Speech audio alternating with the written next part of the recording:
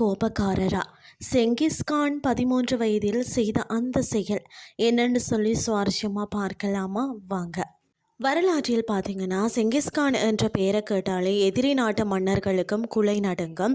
ஆசியாவில் தொடங்கி ஐரோப்பா வரை குதிரையிலேயே சென்ற பாதி உலகத்தை தன்னுடைய காலடியில் கொண்டு வந்தவர் தான் அவர்.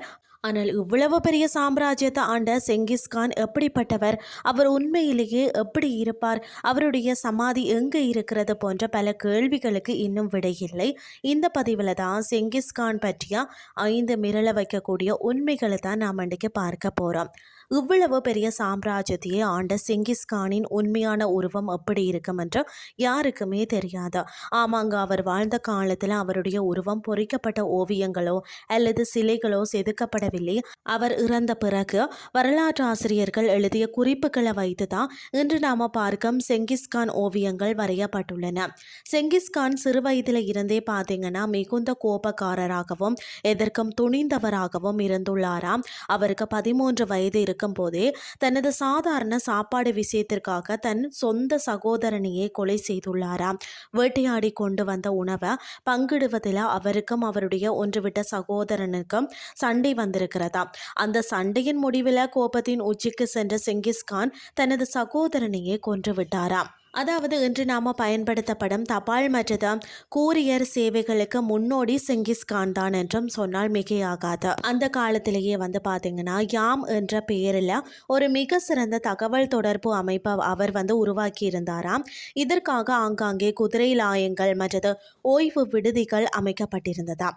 ஒரு செய்தியை ஒரு இடத்துல இருந்து இன்னொரு இடத்திற்கு கொண்டு செல்லதாம் ஒரு குதிரை வீரர் வேகமாக சென்று அடுத்த இடத்துல இருக்கும் வீரரிடம் செய்தியை ஒப்படைப்பாராம். இப்படி சங்கிலி தொடர் போலவே செய்திகள் மிக வேகமாக பரிமாற்றப்பட்டன. உலகில் உள்ள ஆண்கள்ல ஒவ்வொரு 200 பேரிலையும் ஒருவர் செங்கிஸ்கானின் நேரடி வாரிசாக இருக்க வாய்ப்புள்ளது என்றும் ஒரு மரபணு ஆய்வு கூறுகிறது. அதாவது உலக மக்கள் தொகையில 0.5% பேர் இவருடைய டிஎன்ஏ கொண்டுள்ளனர். இவர் சென்ற இடமெல்லாம் பல பெண்களை திருமணம் செய்து கொண்டதால் அவருக்கு ஏராளமான குழந்தைகள் இருந்தனதாம். இது வரலாற்றில் ஒரு வியக்கத்தக்க புள்ளி விவரமாகவும் இருக்கிறது. செங்கிஸ்கான் வாழ்ந்த வாழ்க்கை இவ்வளவு மர்மமானதோ அதை விட பார்த்தீங்கன்னா மர்மமானது என்னன்னு சொல்லி பார்த்தீங்கன்னா அவருடைய மரணம். அவர் எங்கே புதைக்கப்பட்டார் என்பது இன்று வரை யாருக்குமே தெரியலையா. அவர் இறந்த பிறகு அவருடைய உடல் ஒரு ரகசியமான இடத்திற்கு எடுத்து செல்லப்பட்டது. அந்த பாதையில் எதிர்பட்ட அத்தனை பேரையும் அவருடைய படை வீரர்கள் கொன்று குவித்தனராம். சமாதி கட்டியவர்களையும் கொன்று விட்டனராம்.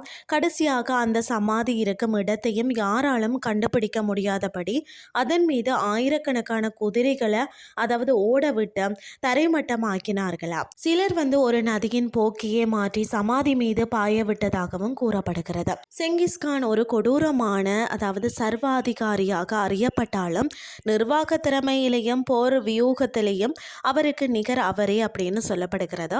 வரலாற்றில் அழிக்க முடியாத ஒரு பெயராக செங்கிஸ்கான் நிலைத்து நிற்பதற்கு இந்த ஒரு ஆச்சரியமான உண்மைகளை சாட்சி. இன்றைய கிறிஸ்டி உங்களுக்கு பிரயோசனமாக அமைஞ்சிருக்கும்னு சொல்லி நானும் நம்புகிறேன். இதே மாதிரி மற்றொரு கிறிஸ்டியின் வாயிலாக உங்களை சந்திக்கிறேன். நன்றி.